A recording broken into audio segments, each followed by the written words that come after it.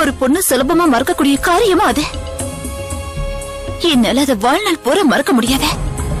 அதான் நம்ம கல்யாணம் பண்ணிக்கிட்டோமே பவித்ரா. ஓஹோ, கல்யாணம் செஞ்சுக்கிட்டா நடந்ததெல்லாம் நடக்கலன்னு ஆயிடுமா? நாளைக்கு வேற ஒருத்திக்கு இதே நிலைமை வந்தா அவளையே கல்யாணம் பண்ணிப்பீங்களா?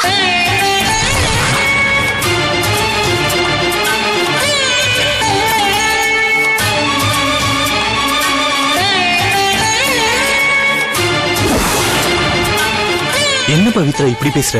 நான் அப்படிப்பட்ட ஆள் இல்ல. பேசாத, நீ பேசாத. ஒரு பொண்ணு மேல அவ சம்மதம் இல்லாம கை வச்சவன் திரும்பி எந்த பொண்ணு மேல வேணாலும் கை வைப்பா. என்னால உங்களை இனிமே ஜென்மத்துக்கும் நம்பவே முடியாது. ஐயோ பவித்ரா, அன்னைக்கு ஏதோ ஆத்திரத்துல செஞ்சிட்டேன் பவி. செத்து போன எங்க அம்மா சத்தியமா சொல்றேன், இனிமே எந்த ஜென்மத்திலயும் வேற எந்த பொண்ணையும் ஏறு எடுத்து கூட பார்க்க மாட்டேன். முதல்ல அது நடக்குதானே பாப்போம். இருந்தாலும் நீங்க செஞ்ச பாவத்தை எப்படி என்னால 2 நாள்ல மறக்க முடியும்?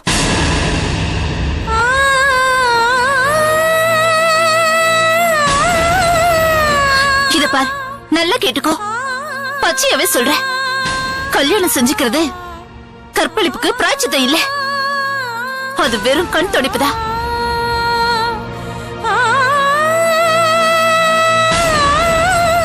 இந்த மாதிரி வேற வழி தெரியாத பொண்ணுங்கதான் இந்த மாதிரி கல்யாணத்துக்கு சம்மதிப்பாங்க. இது எப்படி இருக்கு தெரியுமா? ஒருத்தனோட காலை உடைச்சிட்டு அவனுக்கு வீல் சேர் வாங்கி தர மாதிரி இருக்கு.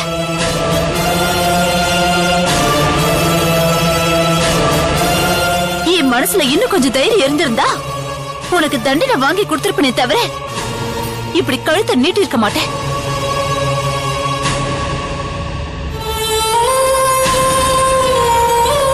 ஒரு பொண்ணு மனசு நல்லா புரிஞ்சுக்கணும்.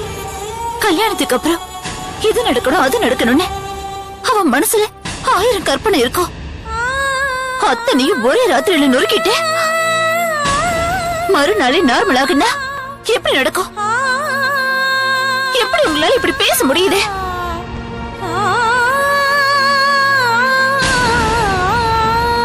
ஒரு விஷயம் தெரிஞ்சுக்கோ, நீ என்கிட்ட வரும்போதே அன்னைக்கு நடந்ததுதான் எனக்கு இன்னைக்கும் ஞாபகம் வருது.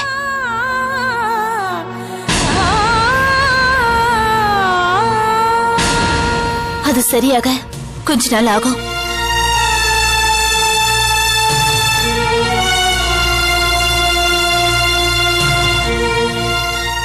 என் மனசு ரொம்ப ரணமா இருக்கு.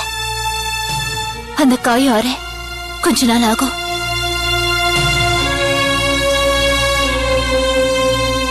தயவு செஞ்சு புரிஞ்சுக்கோ. நான் மனசும் உணர்ச்சியும் இருக்கிற ஒரு பொண்ணு. அது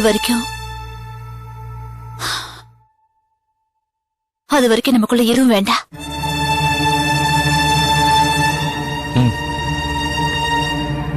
அதையும் மீறி நீங்க உங்க இஷ்டப்படி நடந்துக்கணும்னு நினைச்சா நான் சும்மா இருப்பேன்னு கனவு கூட காணாதீங்க. Good night.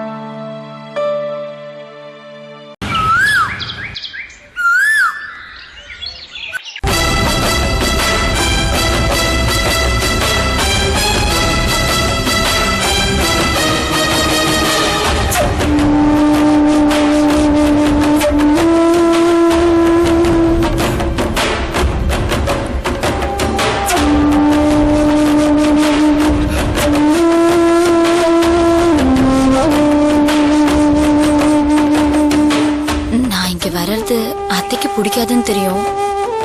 இருந்தாலும் எனக்கு சொந்தன்னு சொல்லிக்க நீங்க மட்டும்தான் இருக்கீங்க. அதனாலதான் உங்க எல்லாரையும் பாக்கிறதுக்கு நான் அடிக்கடி ஓடி வரேன்.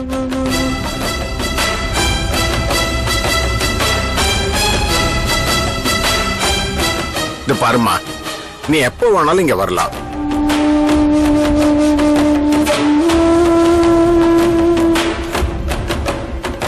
சிவா யாருக்கிட்டையும் சொல்லாம கல்யாணம் பண்ணிக்கிட்டது வீட்டுல எங்க யாராலையும் தாங்க முடியல. அப்பா ரொம்பவே இடிஞ்சு போயிட்டாரு. கல்யாணியும் ரொம்ப அப்செட் ஆயிட்டா. சித்தி மட்டும்தான் இந்த எல்லா விஷயத்தையும் கொஞ்சம் பேலன்ஸ் பண்ணி போயிட்டு இருக்காங்க. அவளுக்கு என்ன குடும்பமா குட்டியா?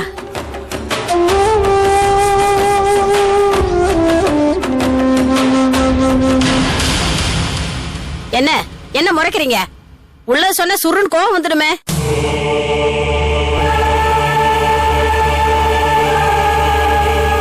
சிவா இப்ப இங்க யாருக்கிட்டையும் பேசுறதுக்கு தயாரா இல்ல. எப்படிமா பேசுவா? இல்ல எப்படி பேசுவான்னு கேக்குறேன். அத குடும்பமா கூடி சதி திட்டம் தீட்டி போலீஸ்ல புடிச்சு கொடுத்துறீங்க. இப்ப ஐயோ ராசான்னு கூப்பிட்டுட்டா பேசிடுவானா? அதனாலதான் மாமாவை பாக்க வந்தேன். இவர் போய் சிவா கிட்ட பேசி எதுக்கு பேசணும்?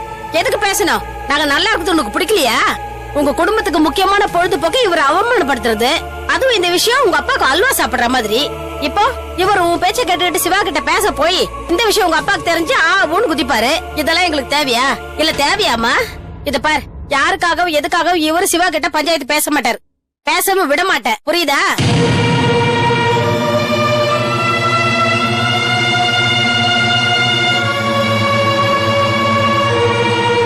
அத முடிவு பண்ண வேண்டியது நான். கொஞ்சம் வாயை மூடிட்டு சும்மா இருக்கீங்களா? நீங்க அந்த பக்கமே போக கூடாது. அவ்வளவுதான் சொல்லிட்டேன்.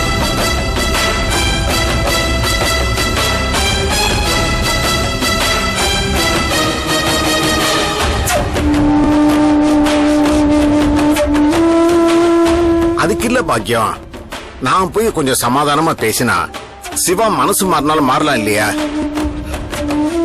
அவன் கொஞ்சம் இறங்கி வந்தா பக்குவமா பேசி குடும்பத்தோட சேர்த்து வச்சிடலாம் இல்லையா? உங்களுக்கு எதுக்கு இந்த நாட்டாமன்னு கேக்குறேன்.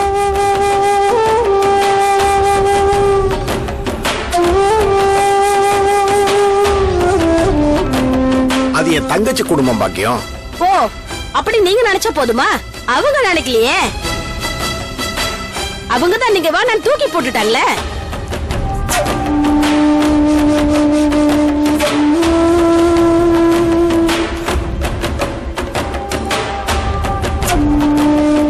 ஏம்மா நந்தினி, இந்த வீட்டுக்கு நீ வந்த விஷயம் உங்க அப்பாவுக்கு தெரியுமா? தெரியாதது. கேட்டீங்களா? தெரியாதான். அவங்க அப்பாக்கு தெரியாம இங்க வந்திருக்கா. இந்த விஷயம் அவங்க அப்பாக்கு தெரிஞ்சதுன்னா வானத்துக்கு பூமிக்கு தாம் தூம்னு குதிப்பாரு. இவ பேச்ச கேட்டுட்டு சிவா கிட்ட நீங்க சமாதானம் பேச போனீங்கன்னு தெரிஞ்சதுன்னா சேர இருந்த உறவை நீங்களே கெடுத்துட்டீங்கன்னு பழிய போடுவாரு. ஐயா சாமி, வேணவே வேணாம்.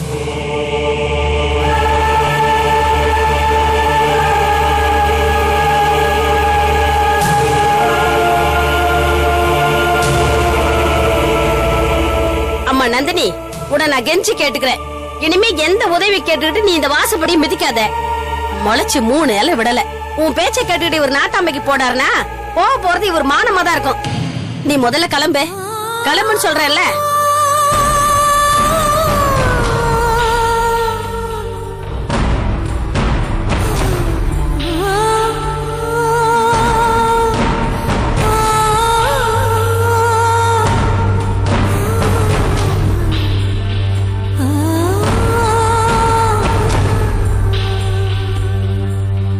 மௌனம் சம்மதம்னு உனக்கு தெரியாதா?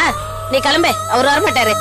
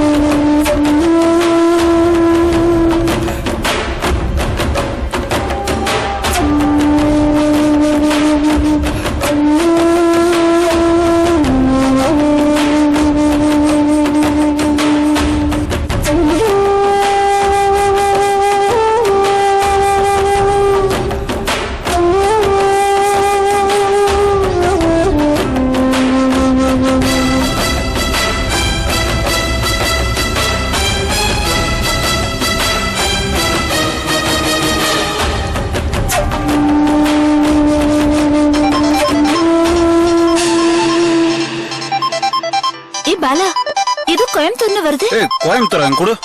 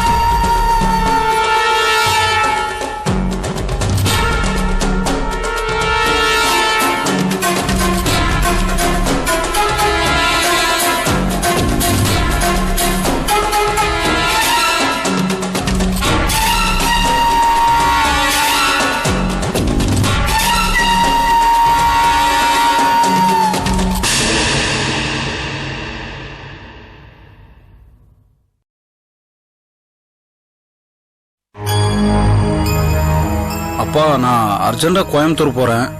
ஏண்டா இப்பதானடா வந்த, அதுக்குள்ள கோயம்புத்தூர் போகணுங்கிற? இல்லப்பா கொஞ்சம் முக்கியமான வேலை. யாரடா அது போன்ல? அது என் ஃப்ரெண்டுமா. ஃப்ரெண்டா? ஃப்ரெண்டுனா ஆபீஸ் ஃப்ரெண்டு. அர்ஜென்டா ஒரு மீட்டிங் கிளம்பி வான்னா கிளம்பிட்டு இருக்கேன். அப்படி என்னடா அவசரம்? தெரியலமா, போனாதாமா தெரியும். நான் உடனே கிளம்புறேன். ஏப்பா நைட் பஸ்ல தானே போற? இல்ல நான் உடனே பிளைட்ல போறேன்பா. ஏண்டா பிளைட்ல போறியா? அப்படி என்னடா அவசரம்? அதான் சொன்னேனப்பா முக்கியமான வேலைன்னு. சரி நான் கிளம்புறேன்.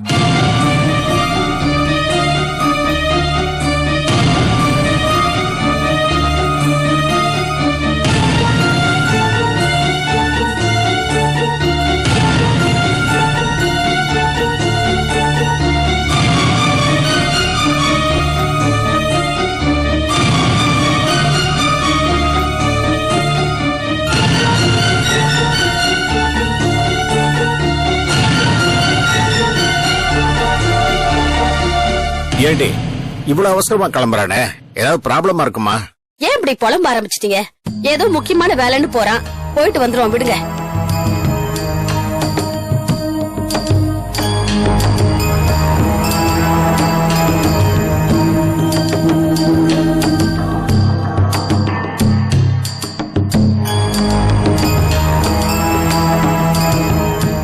அப்பா சரிப்பா நான் வரேன். சரிடா பாத்து போ. போய் சேர்ந்தது ஒரு போன் பண்ணுடா. சரிப்பா நான் கண்டிப்பா பண்றேன். பாய். சரி.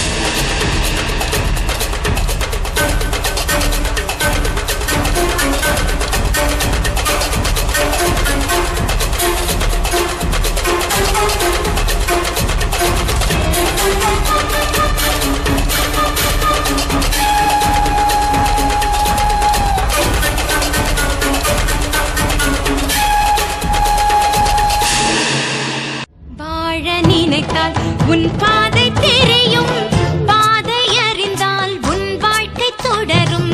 வாழ்ந்து பாரடி பெண்ணே பெண்ணே, வாழ நினைத்தால் உன் பாதை தெரியும், பாதை அறிந்தால் உன் வாழ்க்கை தொடரும். வாழ்ந்து பாரடி பெண்ணே பெண்ணே.